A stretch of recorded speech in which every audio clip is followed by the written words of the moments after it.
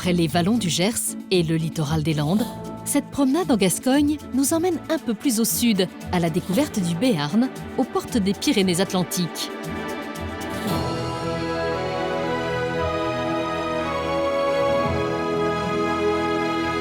Malgré son rattachement au royaume de France en 1620, cet ancien État souverain a conservé toute son identité, que Jean-Luc revendique fièrement.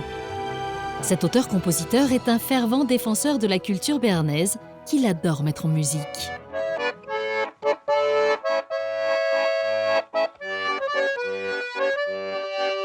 Fils de berger, Jean-Luc tenait absolument à nous faire découvrir son Béarn, en commençant naturellement par les montagnes majestueuses qui l'ont vu grandir. Jean-Luc est un enfant du plateau du Bénoux, perché à 900 mètres d'altitude. C'est ici que son copain René aime randonner à cheval, la meilleure façon de parcourir cette splendide vallée. Tu es en forme, est-ce que tu es capable de... On va faire quand même un petit voyage. Hein. Oui, mais pas de problème. Ça marche? Allez, on y va. Ok, moi je prends quel jument? Alors tu prends un quick là, Ouais. Voilà. Normalement il va bien, il n'y a pas de problème. Bon. Ok? Allez. On va attaquer le plateau de suite. Oui. Hein. Partout, des pâturages cerclés de forêts à perte de vue. Jean-Luc et René sont à la fois conscients et fiers d'avoir grandi dans l'un des plus fantastiques terrains de jeu de France. C'est quand même beau ici. Hein. Ouais. C'est bon, hein, cette année la montagne, il y a de l'herbe. Hein. Il y a de l'herbe. Ouais. C'est pas mal. Hein. Il y a pas mal de vaches ici quand même. Hein. Parce que toi, chez toi, il y avait des vaches chez toi quand tu étais jeune. Ouais, il y en avait une quinzaine. Ouais. Une quinzaine de vaches. Ouais. C'était magnifique. Chez Vous moi, il y en avait Combien une ou deux avec des grandes cornes, mais elles y étaient encore. Quoi. Ouais, C'est la vraie race, l'ancienne. Ouais, qui a un peu disparu aujourd'hui, quoi. Tout à fait. Hein. Cette vache, dont nos deux cavaliers parlent avec nostalgie, c'est la béarnaise, une race indissociable de l'histoire de ce petit pays, au point de figurer sur son blason depuis le Moyen-Âge. Pourtant, elle a bien failli disparaître dans les années 60, détrônée par la blonde d'Aquitaine. Sans l'intervention de quelques éleveurs déterminés à sauver cet emblème de la culture béarnaise, elle aurait disparu. Et c'est pas Joseph là-bas? Ouais. Ah, t'es, ouais. Joseph est éleveur depuis 25 ans. C'est lui le propriétaire de ce troupeau de béarnaises. Allez, Joseph, Adichat, en forme? très bien, ouais. Vous aussi? Qu'est-ce qu'elles sont belles ces vaches. Hein. Et ces cornes là, c'est vraiment la particularité de la vache béarnaise, quoi. Ouais, tout à fait, super joli. Ça fait des têtes vraiment majestueuses. Ouais. C'est très beau. L'effectif aujourd'hui, là, il est de combien? 300, 400 vaches? Non, il est entre 250 et 300 aujourd'hui. Ah ouais, c'est très beau. On est parti de 60 et on est remonté à 300 parce que dans les années 80, il n'y en avait plus qu'une soixantaine. Parce que c'est quand même une vache très adaptée à la montagne. Oui, c'est une vache qui est capable d'utiliser les parcours très pentus. Ah. Et du coup, pour l'entretien de l'espace et le maintien des paysages ouverts, je crois que c'est une vache importante. Ça fait partie Tout à du fait, oui. patrimoine. Oui, tout à fait. C'est une vache qui a une histoire avec ce territoire, donc qui est complètement adaptée et elle fait complètement partie de la culture. Ici, les éleveurs comme Joseph sont les héritiers d'une tradition qui remonte à la nuit des temps.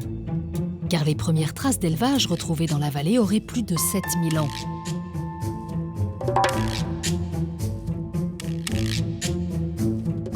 C'est sans doute ce qui explique la présence de ces étranges cercles de pierre appelés cromlechs.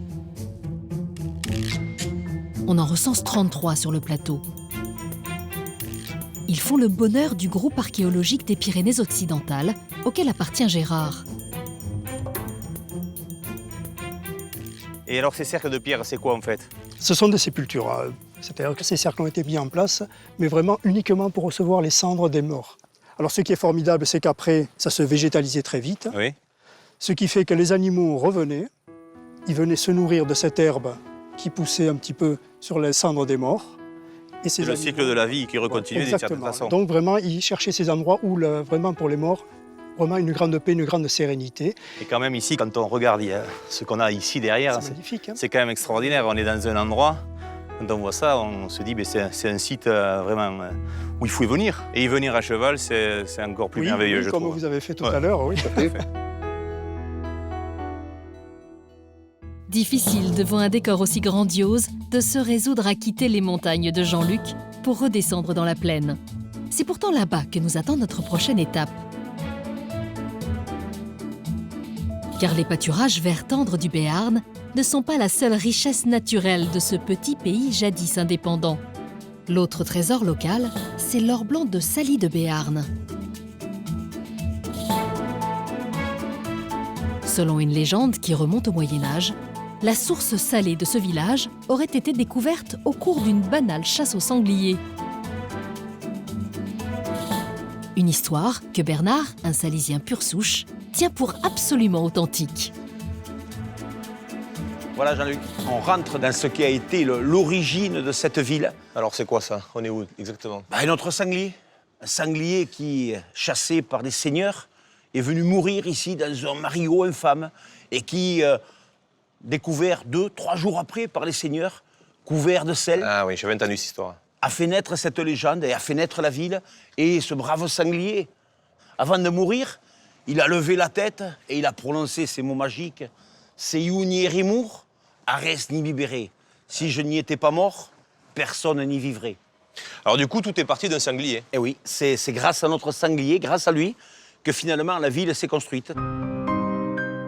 C'est ce qui explique qu'il y a 400 ans, le centre de Saly de Béarn n'était qu'une immense piscine d'eau salée à ciel ouvert. Cette source fut exploitée par d'innombrables petits récoltants jusqu'en 1840, date à laquelle une loi imposa une production en usine.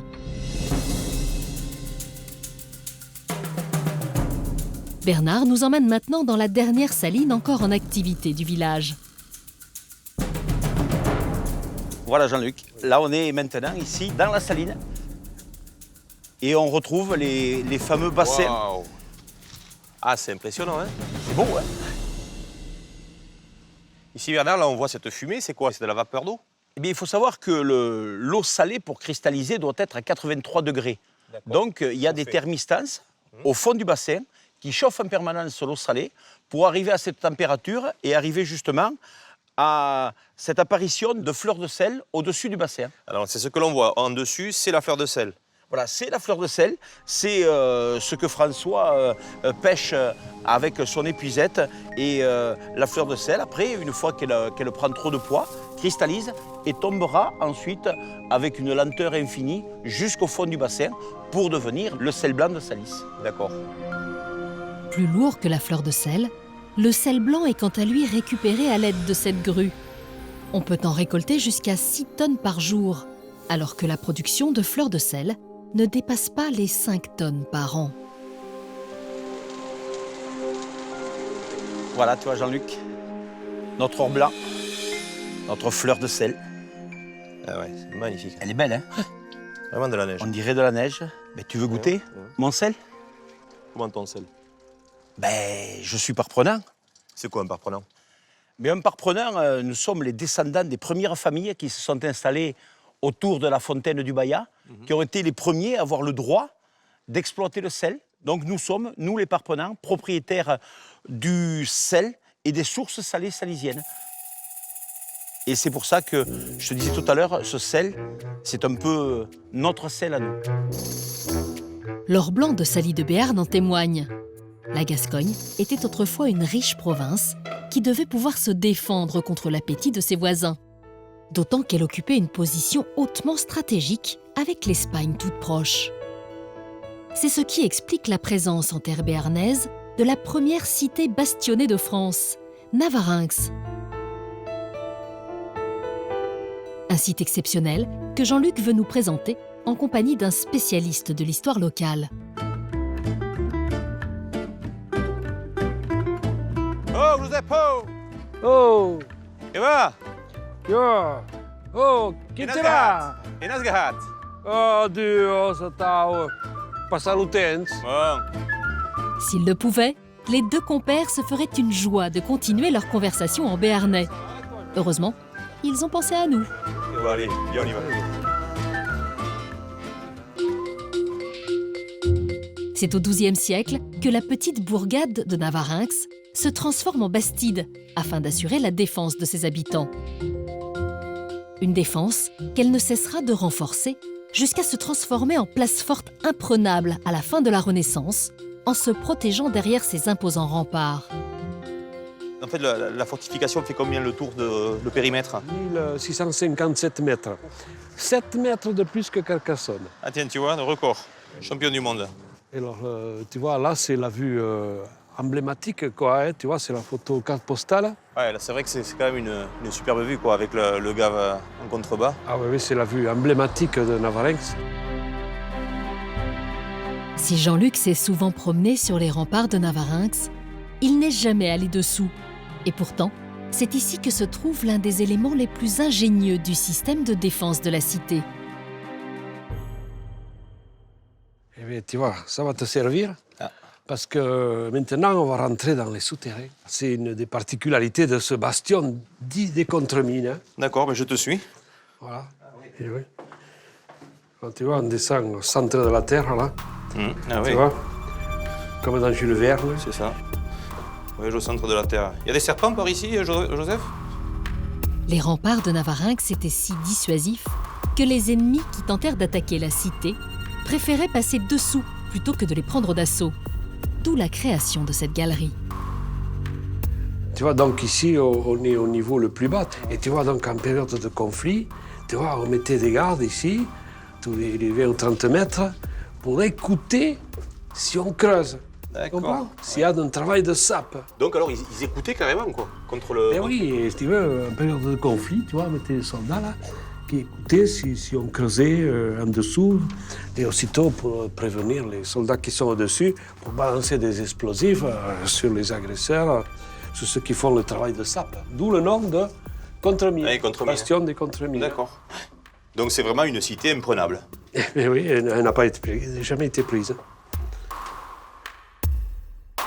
Et pour repousser les assaillants, les soldats ne manquaient pas de munitions. Bien à l'abri des remparts, le centre névralgique de ce dispositif militaire se trouvait alors dans ce grand bâtiment, l'arsenal. Ah mais je connais, moi je suis venu ici, je me souviens. Voilà. Donc c'était un bâtiment très important dans le cadre de cette place forte. Hein. Et donc c'est un bâtiment en forme de U, à 3 niveaux. Et on entreposait beaucoup de munitions, de canons, de mousquets, etc. Et même des vivres aussi. Et tu vois, le gouverneur militaire de la place, au moment de la construction de l'arsenal, c'est D'Artagnan. D'accord. Ah oui. Le frère aîné du héros d'Alexandre Dumas, Oui, oui, voilà, qui était gouverneur militaire ici pendant 35 ans. En tout cas, c'est très très beau. Sans le talent et l'ingéniosité des architectes gascons de l'époque, la cité de Navarinx n'aurait probablement plus sa fière allure d'aujourd'hui. L'histoire raconte même qu'elle aurait inspiré le célèbre Vauban pour créer ses places fortes afin de protéger le royaume de France sous Louis XIV, le roi Soleil.